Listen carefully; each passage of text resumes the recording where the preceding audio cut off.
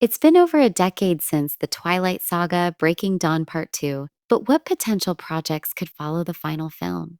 Stick around for all the details. Before that, here's some exciting news about Netflix's upcoming reboot of the series. They're switching things up by going animated. Months after announcing the series would be animated, the latest update confirms it'll adapt Midnight Sun, Stephanie Meyer's 2020 novel that retells the Twilight story from Edward Cullen's perspective. Here's everything known about what's happening in the Twilight Saga universe. The Twilight Saga was a cultural phenomenon when it hit theaters, with all five films becoming massive box office hits. Despite its success, critics were often not on board, labeling the series as melodramatic, overly serious, and sometimes downright silly. The first Twilight movie fared slightly better in reviews, thanks to director Catherine Hardwicke's decision to include a murder mystery subplot. However, sequels like New Moon struggled with critics, though Eclipse, directed by David Slade, was seen as an improvement. By the time Breaking Dawn wrapped up the series, it was clear the franchise had lost some of its initial spark, with the core audience beginning to move on. Despite this, the release of Mayer's books Life and Death in 2015 and Midnight Sun in 2020 showed that interest in the Twilight universe remains. Midnight Sun, retelling the original Twilight story from Edward Cullen's perspective, sold a staggering 1,000,000 copies in its first week. It's neat. However, adapting it into a live-action movie presents challenges. Robert Pattinson, now iconic as Edward, is busy playing Batman, and recasting him would be a difficult task. Additionally, much of the original cast has aged out of their roles, making a live-action adaptation unlikely. Critics of Midnight Sun also noted that it didn't add much new to the original story, making a movie adaptation feel unnecessary. That said, Netflix is giving the saga new life with an animated adaptation of Midnight Sun.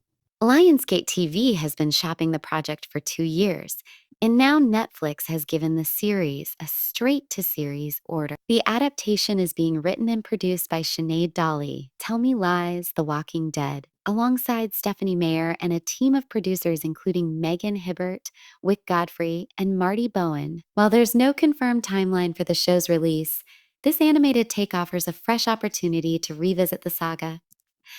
Adapting Midnight Sun means retelling the story of the first book through Edward Cullen's eyes, adding depth to his character and giving fans more insight into his backstory.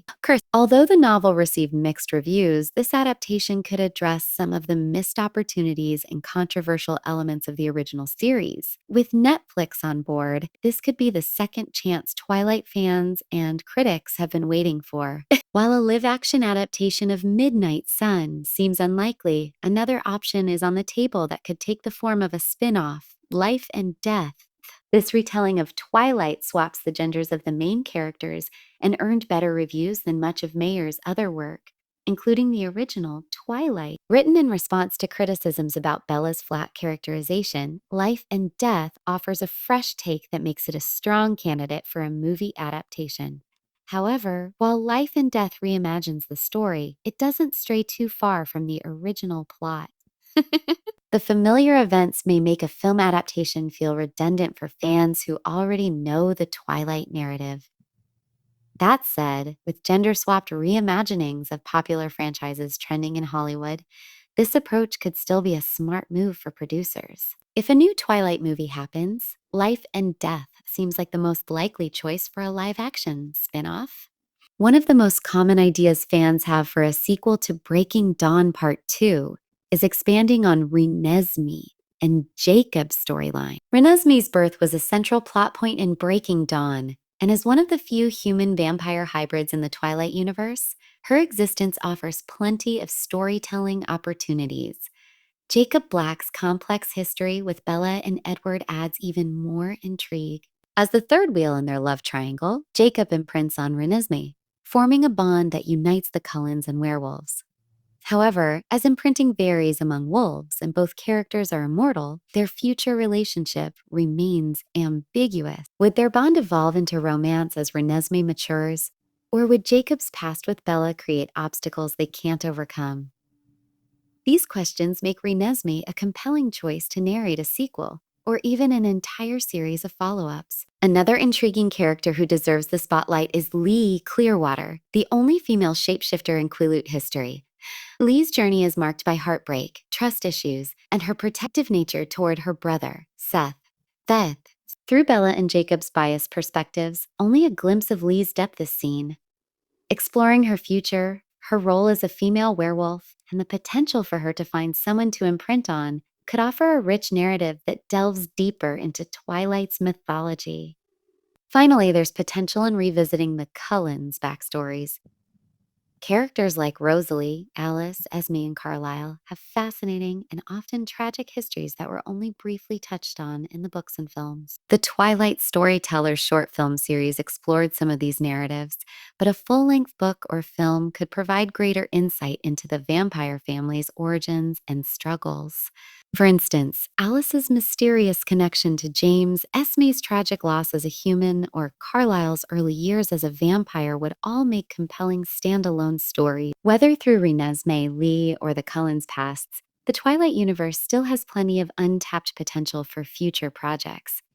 All this aside, not many people know that the Twilight Saga was not always planned as a 4-book series. Stephanie Meyer initially envisioned a direct sequel to Twilight titled Forever Dawn, which would have concluded the saga in just 2 books. In this alternate story, Bella marries Edward after high school, becomes pregnant with Renesmee, and nearly dies during childbirth before Edward turns her into a vampire. If Forever Dawn had been published, the Twilight Saga might have been limited to just 2 movie adaptations. While this streamlined approach might have improved the narrative flow, it would have reshaped cinema in the 2010s. Without the financial success of multiple Twilight sequels, studios might have hesitated to adapt other young adult series like The Hunger Games and Divergent and Divergent. Similarly, Kristen Stewart and Robert Pattinson might not have achieved the same level of stardom without the extended spotlight the series provided. Narratively, skipping New Moon and Eclipse would have simplified the saga, but at a cost. New Moon establishes Jacob as a romantic foil to Edward and deepens Bella's character during Edward's absence.